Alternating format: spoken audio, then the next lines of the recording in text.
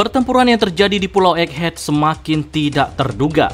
Dimulai dari angkatan laut yang mulai mengincar Bonnie, perubahan wujud Swan Sartunus, hingga Luffy mengamuk saat Vegapunk tertusuk pedang Kizaru.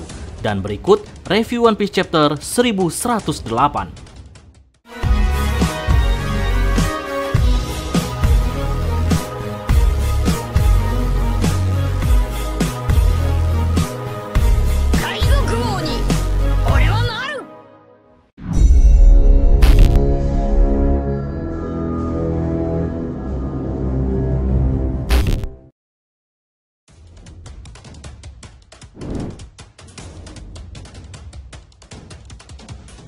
Kemunculan Karibo di hadapan Devon dan juga Auger memang menjadi awal petaka bagi dunia One Piece. Di chapter ini, Karibo berusaha meyakinkan mereka berdua jika ia sangat berguna bagi Tits, bahkan jika Auger membunuhnya, maka nantinya mereka berdualah yang akan dibunuh oleh Tits. Ya, kata-kata Karibo ini membuat mereka tertarik akan informasi penting apa yang dimiliki oleh si manusia lumpur ini. Ya, seperti yang kita duga, Karibo berkata di dalam hati bahwa ia akan membongkar tentang dua senjata kuno kepada Tits.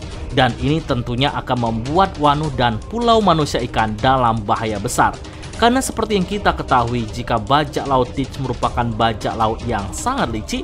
Tak hanya itu, saat ini Tits dibekali oleh dua kekuatan buah iblis, ditambah lagi krunya juga pengguna kekuatan buah iblis yang menyesuaikan karakter mereka masing-masing.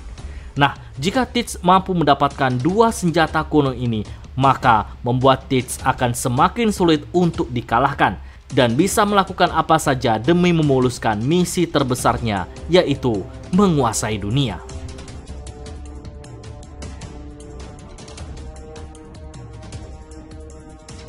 Seperti yang sudah pernah kami jelaskan dulu, jika Pacifista Mark III, siapapun yang mengendalikannya akan sangat berbahaya. Setelah tanpa sengaja Bonnie mengambil kendali Pacifista Mark III, kini pasukan penghancur yang berjumlah 50 unit ini menghancurkan kapal-kapal angkatan laut. Meski posisi kapal kecil dipindahkan ke belakang dan kapal-kapal perang berukuran besar dipindahkan ke depan, tetap saja belum bisa mengatasi serangan dari Pacifista Mark III.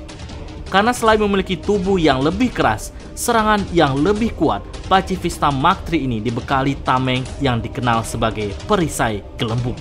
Jika Pacifista generasi sebelumnya mampu ditumbangkan dengan tembakan meriam, tapi yang ini mereka mampu menangkis serangan itu menggunakan perisai pelindung.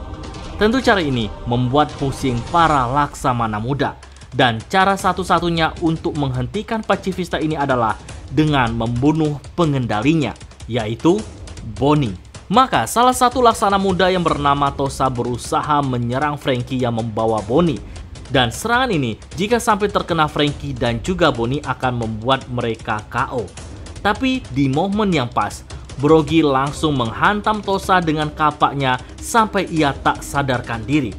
Meski ini serangan biasa, tapi kekuatan raksasa berkali-kali lipat lebih kuat dari serangan orang biasa. Dan inilah yang banyak ditakuti orang. Lalu bagaimana ceritanya dua raksasa Elbaf ini bisa mengenali Franky, padahal sebelumnya mereka belum pernah bertemu? Karena di alur Little Garden hanya ada Luffy, Sanji, Zoro, Usopp, dan juga Nami. Usut punya usut, sebelum menuju ke Egghead, para raksasa mempelajari siapa saja yang menjadi krunya Luffy melalui poster buronan.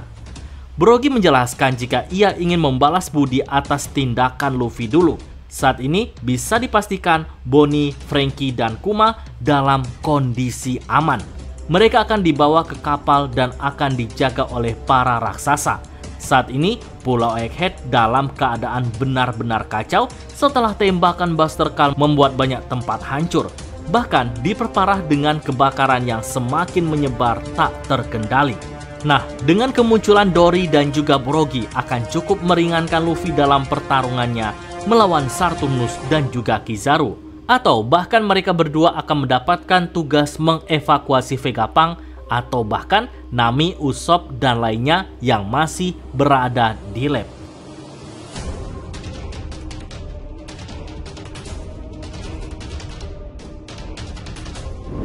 Setelah dihajar Luffy pada chapter lalu, Sartunus kini terlihat mulai serius dalam pertarungannya. Ya, jika diperhatikan, sejauh ini Sartunus terlalu meremehkan lawan-lawannya dan menganggap jika mereka hanyalah hama yang mampu dimusnahkan dengan cepat. Tapi ternyata dugaannya salah besar. Yang berefek, dia harus dihajar 2 kali oleh lawannya. Yang pertama Kuma dan yang kedua Luffy. Di chapter ini, kelihatan Sartunus baru akan bertarung serius dan menggunakan kekuatan yang sudah sangat lama tidak ia gunakan. Terlihat kali ini ia berubah ke dalam wujud Zoan seutuhnya. Kaki laba-labanya mengeluarkan cairan racun, bahkan salah satu pohon yang terkena kaki laba-laba langsung terpotong dan berasap. Dan jika ini sampai terkena manusia, akan sangat mematikan. Matanya juga terlihat sangat berbeda, yang mana tatapannya begitu menyeramkan. Di momen ini pula, Luffy mengkloning dirinya saat diserang Sartunus. Hal ini Luffy lakukan agar si kakek laba-laba terpecah konsentrasinya, dan itu dibuktikan Sanji dan Vegapunk mampu menghindari dari racun laba-laba. Tapi tunggu dulu, lepas dari Sartunus, kini malahan Sanji harus terkena tendangan Kizaru yang membuat situasi semakin memperburuk keadaan, yang mana luka yang dibuat Sartunus membuat Vegapunk tak berdaya. Kini ditambah lagi tikaman pedang cahaya dari Kizaru yang memperbesar potensi Vegapunk untuk mati. Karena hal inilah Luffy yang awalnya masih terlihat bermain-main dalam pertarungannya, kini ia juga tampak serius. Sepertinya keputusan Kizaru untuk menikam Vegapunk sangat salah, karena ia telah memancing amarah Nika. Luffy langsung berubah dalam ukuran besar dan meremuk tubuh Kizaru menggunakan tangan kanannya hingga muntah darah, sedangkan tangan kirinya memegang wajah Sartunus. Bagi kami, ini adalah salah satu adegan terkeren dalam beberapa chapter terakhir. Lalu ada hal yang membuat kami merinding. Sebelum chapter ini ditutup, yaitu di Pangrecord tiba-tiba layar monitor muncul rekaman Vegapunk yang akan mengatakan sesuatu yang mengungkapkan kepada dunia tentang sebuah kebenaran. Apakah itu tentang abad kekosongan atau malah borok dari pemerintah dunia?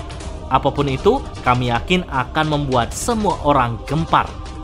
Oke, sekian dulu pembahasan kita kali ini. Nantikan pembahasan menarik lainnya pada video selanjutnya.